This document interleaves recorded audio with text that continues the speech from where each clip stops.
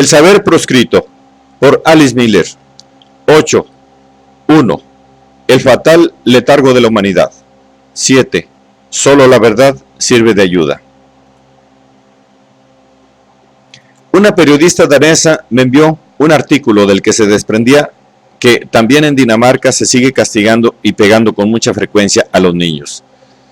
En la carta adjunta, la periodista afirmaba que, a juzgar por mi epílogo, yo tenía una imagen demasiado positiva de la situación en los países escandinavos, en los que, según ella, el mal de que nos ocupamos no ha sido todavía superado, ni mucho menos. Seguramente tiene razón al afirmar que ha de pasar todavía mucho tiempo antes de que llegue el día en que no se pegue a los niños. Pero el que estos hechos indignen a la opinión pública me parece ya un progreso, que hay que atribuir, tanto en los países escandinavos como en Estados Unidos, a una legislación humanamente avanzada. Los escasos artículos sobre el tema que aparecen en otros países están aún muy lejos de expresar un sentimiento de indignación. En Suiza, por ejemplo, se quiso aprobar una ley que obligase a los médicos a denunciar los casos de niños maltratados de los que tuvieran conocimiento. Pero fueron precisamente pediatras, psiquiatras infantiles, terapeutas familiares y expertos en niños maltratados quienes con más energía se opusieron a esa ley. Con esa intención redactaron un escrito que, bajo el lema "Ayudar en lugar de castigar", explica con todo detalle por qué semejante ley podría ser peligrosa. Esa solicitud, elevada a las altas instancias, constituye un documento de primera categoría. Por eso lo reproduzco aquí. Su Señoría, hemos tenido conocimiento a través de la prensa de que la nueva reforma del Código Penal prevé aplicar las consideraciones de delito común a las lesiones corporales simples y abusos repetidos cometidos en niños. Los malos tratos infligidos a la infancia son un problema muy serio y del que los médicos vienen teniendo que ocuparse desde hace largo tiempo. Pese a ello, el colectivo de pediatras no estuvo representado en la comisión de expertos preparatoria, ni se ha requerido su opinión durante la fase de información pública. Ante esta situación, los abajo firmantes, representantes de clínicas pediátricas universitarias y hospitales infantiles de toda Suiza, nos hemos reunido el 25 de julio de 1986 para discutir la cuestión. En virtud de nuestra larga experiencia y dedicación al problema de los niños maltratados, nos permitimos expresar nuestro punto de vista al respecto de la proyectada reforma del Código Penal. Apreciamos en la actuación de su Señoría el propósito de mejorar la protección al menor mediante la nueva redacción del mencionado artículo del Código Penal. También está en nuestro ánimo el emprender todas las acciones posibles para impedir toda clase de actos de violencia contra la infancia, así como lesiones corporales, daños psíquicos y negligencias, o para evitar su reiteración. Sin embargo, somos de la unánime y firme opinión de que el Código Penal no es un medio adecuado para la protección de la integridad física y psíquica de los menores, y de que, por ello, la prevista modificación del Código Penal no traerá consigo la esperada mejora. Según nuestra experiencia, que coincide con la de expertos de todo el mundo, los padres maltratan a sus hijos en situaciones de acaloramiento y bajo el efecto de intensas tensiones psíquicas y presiones sociales. No es de esperar que, en semejantes situaciones extremas, las prescripciones del Código Penal hagan desistir a los padres de ejercer sus malos tratos. En los últimos años se ha impuesto internacionalmente la noción de que, en la problemática específica de los niños maltratados, el lema "ayudar en lugar de castigar" tiene mayores perspectivas de éxito, y de que esa actuación permite garantizar mejor el bien del niño y de su familia. Desde hace entre 10 y 15 años, los hospitales infantiles y los pediatras suizos vienen trabajando en ese sentido, según el modelo de otros países, en especial Holanda, Oficina del Médico de Cabecera, la República Federal de Alemania, Centros de Protección del Menor y Escandinavia. Gracias a este procedimiento, el número de casos revelados, tanto por los medios implicados como por personas ajenas, viene aumentando constantemente. De modo que a menudo es posible ofrecer a tiempo una verdadera ayuda a la familia en cuestión, en caso necesario, en colaboración con las autoridades correspondientes. A nuestro modo de ver, La prevista reforma del derecho penal acarrearía las siguientes consecuencias indeseadas. 1. El número de casos revelados por los propios implicados, padres, tutores, etc., disminuiría. 2. Las asesoras de maternidad, las encargadas de jardines de infancia, los maestros y los vecinos volverían progresivamente a abstenerse de poner sus sospechas en conocimiento de centros especializados. Por ello, es previsible que se redujera también el número de casos revelados por personas ajenas. 3. También los pediatras y otras instancias de salud se lo pensarían 2 veces antes de emitir sus sospechas de malos tratos a menores. 4. En determinados casos, los padres o responsables se abstendrían de procurar el necesario tratamiento médico de los daños causados o retrasarían excesivamente su decisión. 5.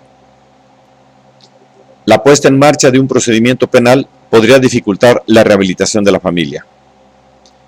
Existe un alto riesgo de que las personas e instancias oficiales que se hallan ante casos de malos tratos a menores se abstengan de actuar y cierren los ojos a los problemas de que tengan conocimiento, por temor a la puesta en marcha de un procedimiento penal que afectaría a la familia.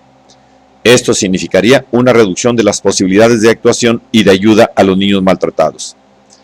Por otro lado, el nuevo artículo legal no haría disminuir la cifra de malos tratos a menores.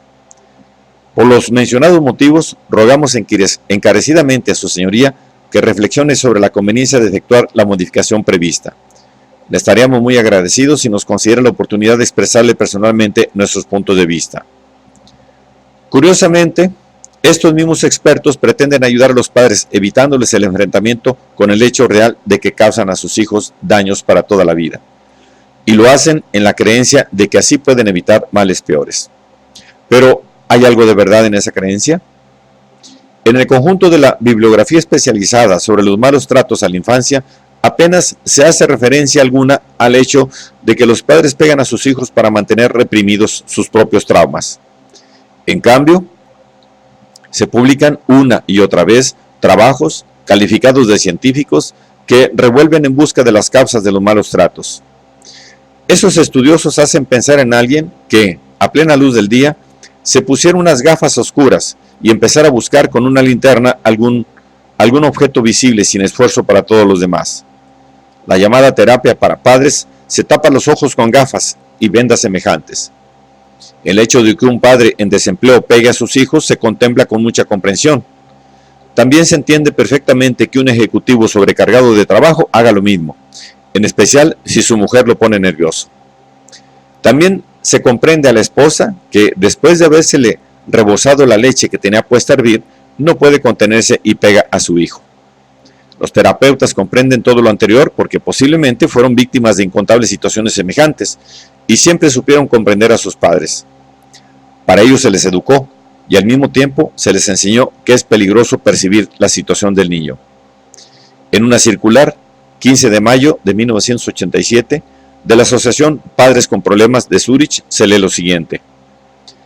Una relación de pareja insatisfactoria, una vivencia decepcionante del papel de padre o madre, así como intolerables exigencias y perjuicios en el plano social debido al comportamiento del niño, pueden llegar a ser insoportable la presión psíquica a que se ven sometidos los padres.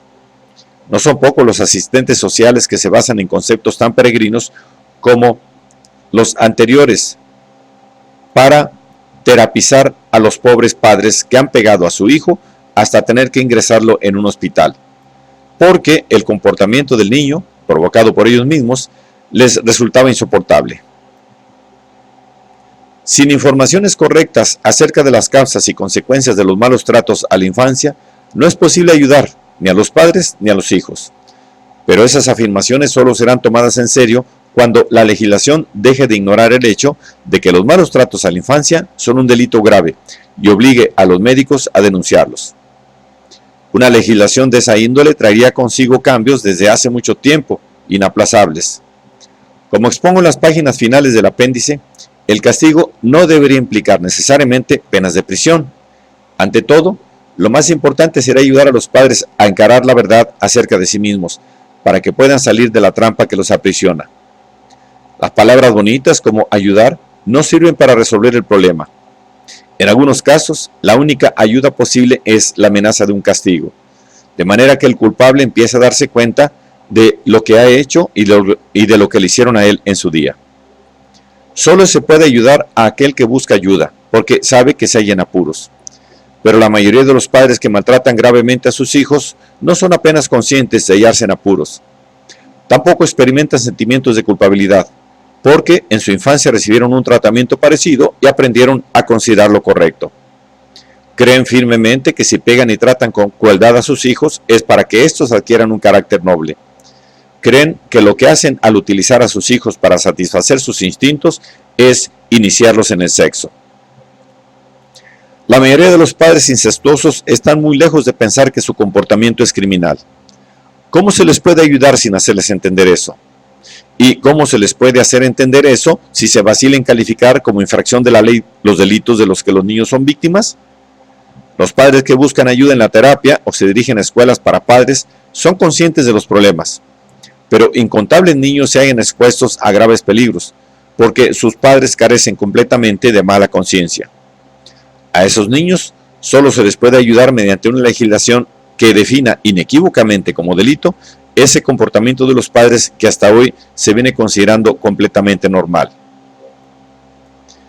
¿Quién no es capaz de condenar inequívocamente lo malvado, lo pérfido, lo rastrero, lo perverso y lo hipócrita, se halla carente de orientación y sometido al imperativo de repetir ciegamente, a su vez, lo que vivió en su propia carne? Este hecho indiscutible es, lamentablemente, poco conocido, porque pone en tela de juicio los valores tradicionales de la moral y la religión. Casi todos los centros oficiales de asistencia a niños maltratados trabajan bajo el desorientador lema de ayudar, no condenar, y hacen constantemente hincapié en su renuncia a juzgar los hechos. Pero justamente con ello impiden que las personas afectadas que acuden en busca de ayuda se liberen del imperativo de repetir lo experimentado durante su propia infancia, lo cual solo es posible si se lamentan los hechos y se puede condenar inequívocamente a su causante. Tengo el conocimiento de un caso de extrema perversión con elementos sexuales, sádicos y religiosos, que un padre ejerció secretamente sobre su hija durante años. Cuando el asunto se destapó, debido al intento de suicidio de la hija, el padre negó completamente su culpabilidad. Prolongados esfuerzos terapéuticos no consiguieron cambiar en nada su actitud.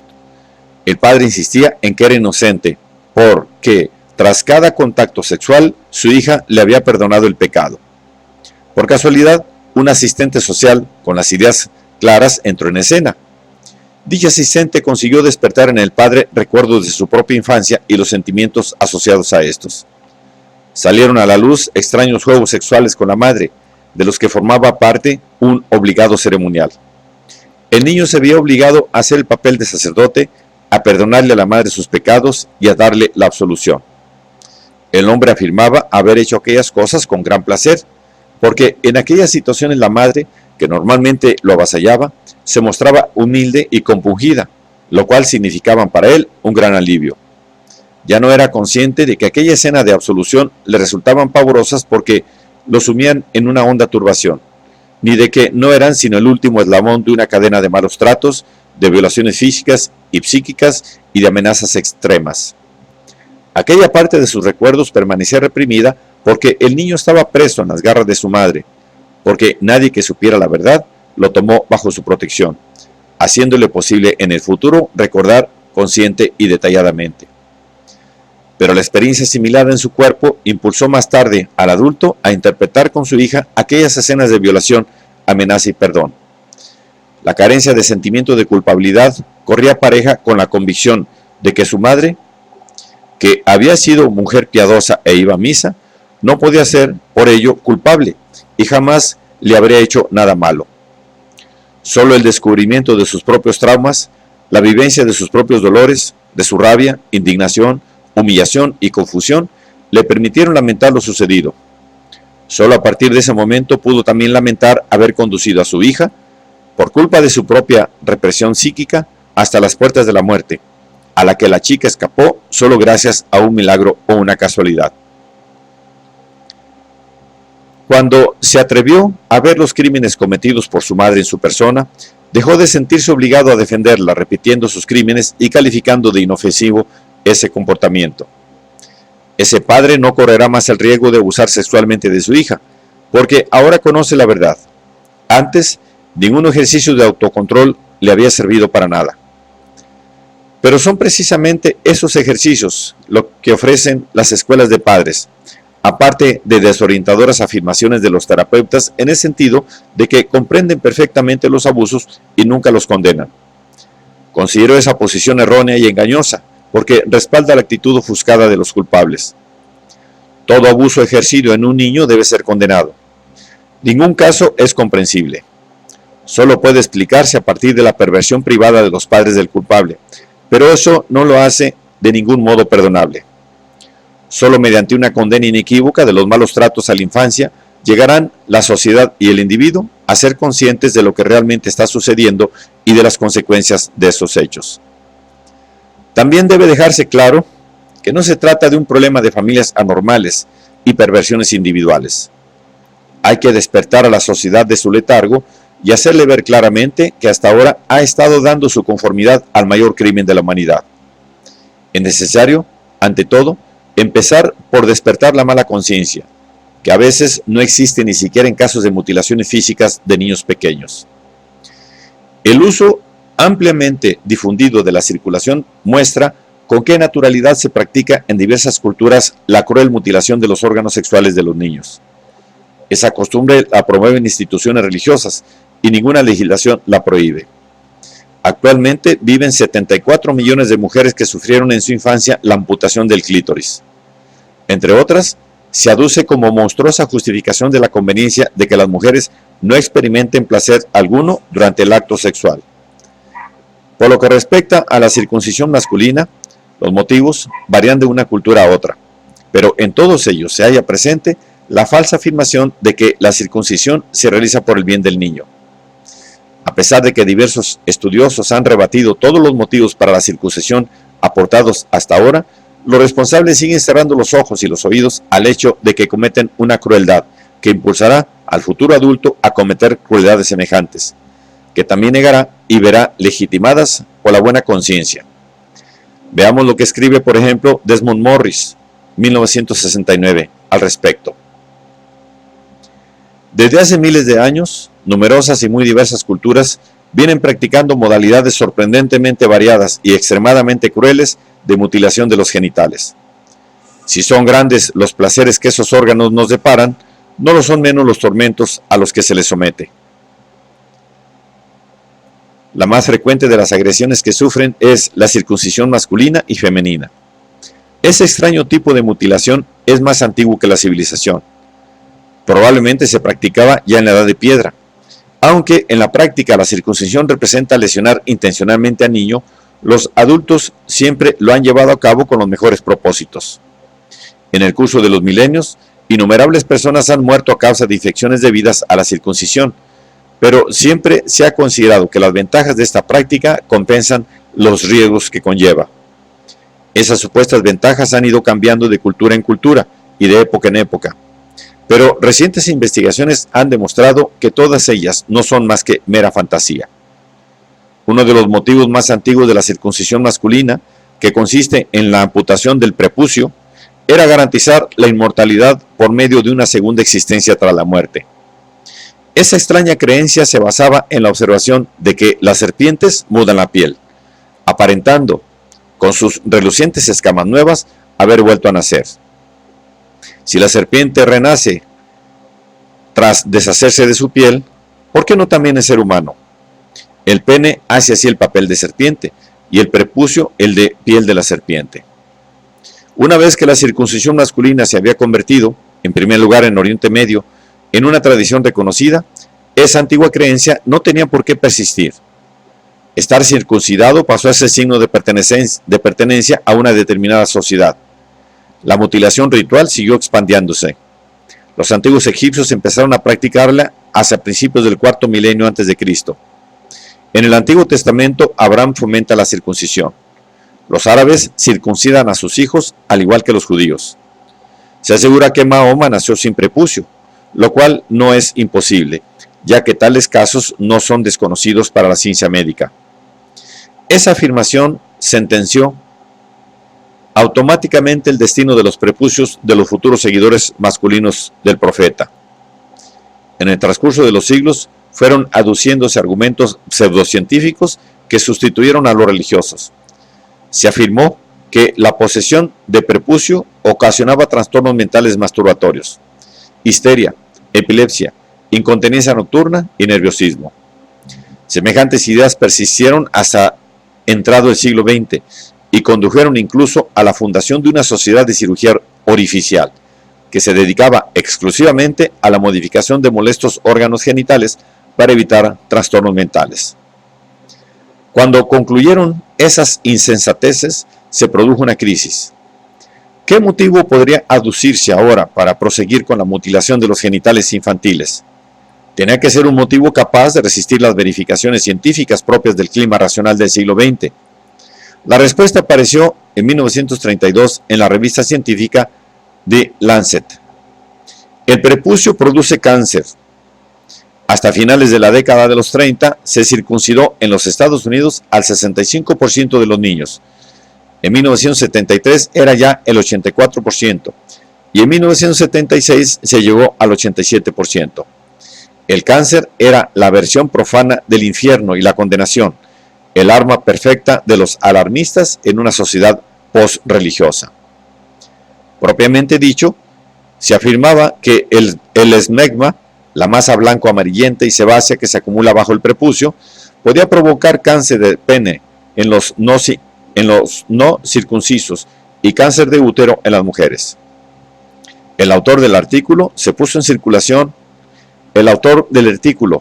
en circulación ese rumor partió de estadísticas erróneas, pero nadie se preocupó por ello, pues se disponía por fin de un motivo plausible para practicar recortes en el pene infantil. Estudios posteriores mostraron que el esmegma, que se forma bajo el prepucio, no contiene nada que pueda tener efectos remotamente cancerígenos, pero tales investigaciones pasaron desapercibidas para la mayoría. Otros estudios revelaron que las mujeres cuyos maridos no circuncisos utilizaban siempre preservativo sufrían de cáncer de útero con la misma frecuencia que aquellos maridos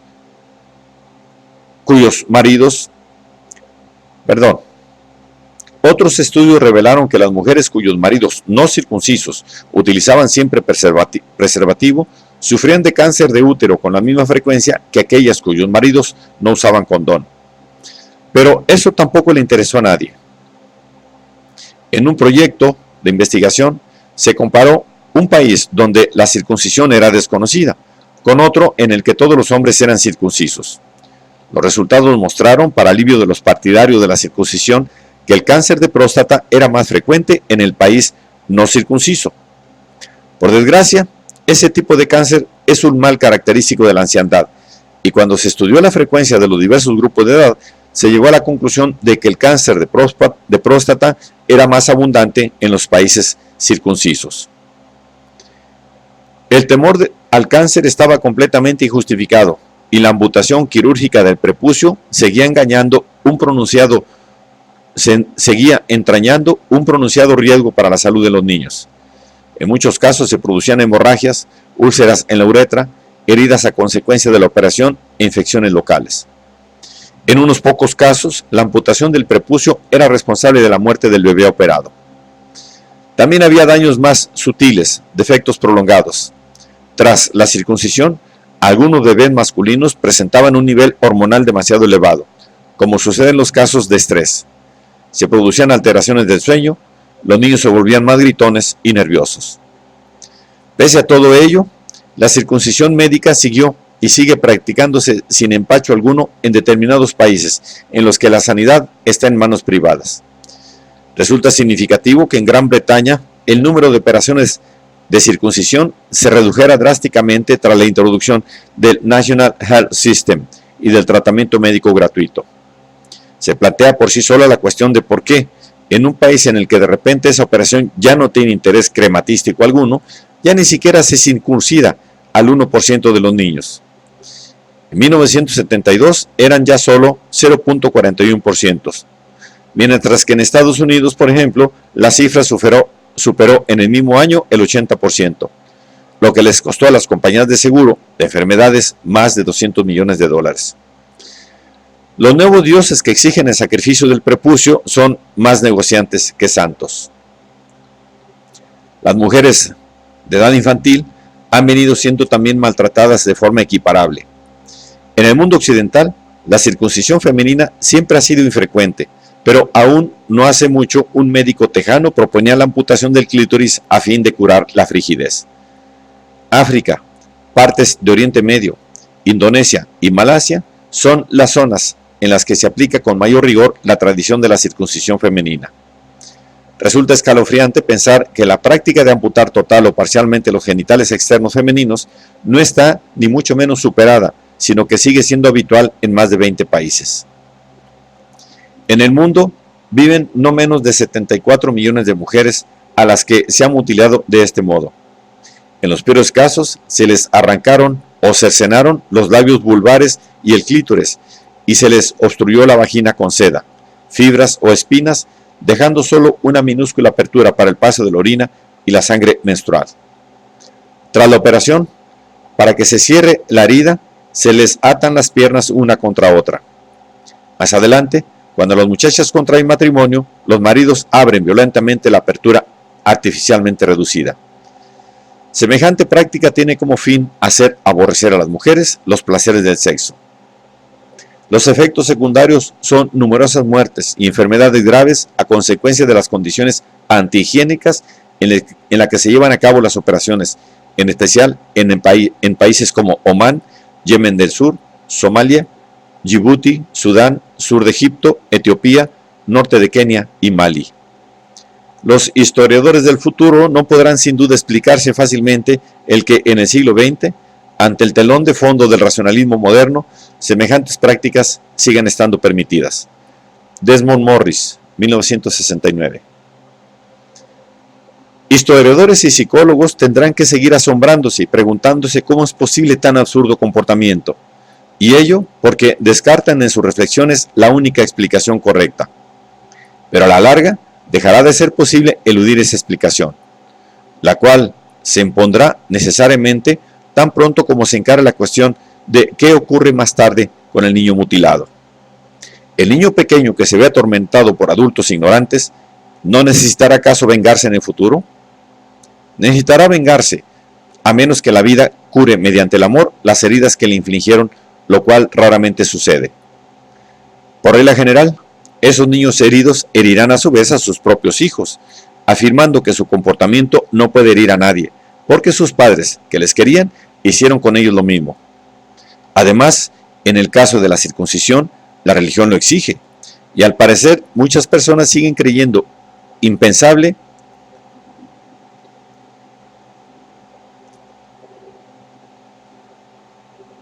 La religión lo exige, y al parecer muchas personas siguen creyendo impensable que la religión exija cosas crueles. Pero, ¿y qué pasa si lo impensable es la pura verdad? ¿Deben ser sacrificados los hijos y los hijos de los hijos por la ignorancia de los sacerdotes? La Iglesia necesitó 300 años para aceptar las probadas afirmaciones de Galileo y reconocer su error. Hoy en día, el problema no gira en torno a demostraciones astronómicas teóricas, sino en torno a las consecuencias prácticas de una noción que podría salvar a la humanidad de la autoaniquilación. Porque ya está demostrado que todo comportamiento destructivo tiene sus raíces en los traumas reprimidos de la infancia. Tan pronto como la legislación tome en serio los derechos del niño, proclamados por la UNESCO, a ser protegido y respetado, se deberá afrontar consecuentemente el hecho innegable de que la circuncisión ritual, 1. No aporta ventaja alguna y constituye una mutilación. 2. Impide la vivencia de la relajación y produce sobreexcitaciones que pueden tener efectos destructivos y autodestructivos. 3. Significa para el niño un trauma que afecta negativamente a todo su ser. Y 4. Las secuelas de las lesiones no solo afectan al individuo y a su descendencia, sino también a otras personas. Todo culpable fue, en su día, una víctima, pero no toda víctima ha de convertirse necesariamente en culpable. Todo depende de si un testigo iniciado ayuda a la víctima a percibir la crueldad a que se le sometió, es decir, a sentir y ver que se le sometió a esa crueldad. A todo adulto culpable le faltó en su infancia ese testigo. De lo contrario, no se habría convertido en culpable. Pero nunca es demasiado tarde para la llegada de ese testigo. Cada acto de violencia es al mismo tiempo una demanda de ayuda. Terapeutas, médicos, enfermeras, juristas y maestros, con las ideas claras, pueden hacer el papel de testigo salvador en la medida en que no eludan la verdad y ayuden de esa manera tanto a los padres como a los hijos. Una legislación más humana que no enmascare los delitos es la necesaria condición previa. Cuando llamo la atención sobre la infancia de un criminal o de un genocida, no lo hago para despertar compasión hacia un monstruo, sino únicamente para describir y denunciar el modo en que se crean esos monstruos, la manera como puede hacerse de un niño inocente una persona absolutamente malvada. Por suerte, la mayoría de las personas no se hallan en tales extremos, porque les ha sido dado salvar y desarrollar una parte de sus predisposiciones bondadosas y humanitarias, y no identificarse completamente, sino solo en parte y en distinto grado con el agresor. Mientras esa parte de su ser, esa capacidad de sentir y solidarizarse, no esté destruida por completo, esas personas tendrán siempre la oportunidad de rechazar la negación de sus sufrimientos, sentir esos sufrimientos, reconocer sus causas verdaderas y liberarse así del mal, del imperativo de hacer el mal. En cuanto sean capaces de sentir su propia desgracia, podrán solidarizarse con el dolor de otras personas. Otras personas pueden acompañarles en ese camino, hacer el papel de testigo iniciado que confirme su manera de ver las cosas y sus sentimientos, protegerlas de la autodestrucción y hacerles notar su comprensión. Pero eso es todo. La confrontación con el pasado propio atañe a la persona afectada y nadie, sino ella, puede recorrer ese camino. Si alguien se hubiera dirigido a mí para narrarme la historia de mi infancia, con todos los detalles de los que ahora soy consciente, ello no habría obrado en mí efecto alguno. Yo me habría creído o no la historia, pero incluso en el primer caso no habría pasado a ser para mí una historia ajena. No habría pasado de ser para mí una historia ajena, no vivida por mí.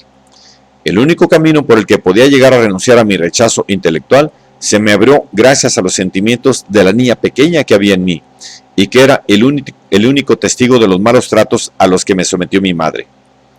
¿Cómo pude, a pesar de ello, liberarme de la represión? Lo logré porque quería saber la verdad a toda costa y acabé encontrando un testigo que me ayudó a buscarla. Gracias al encuentro con mi propia infancia, sé que las tendencias destructivas y autodestructivas no se pueden eliminar de verdad, ni con ayuda de la educación, ni mediante la terapia adicional. Por un tiempo puede parecer que haya posibilidades de éxito, en especial si las víctimas de la persona afectadas guardan silencio. Si la víctima es la propia persona afectada, la medicina, a menudo con ayuda de operaciones innecesarias, le impedirá ser consciente del daño que se hace a sí misma.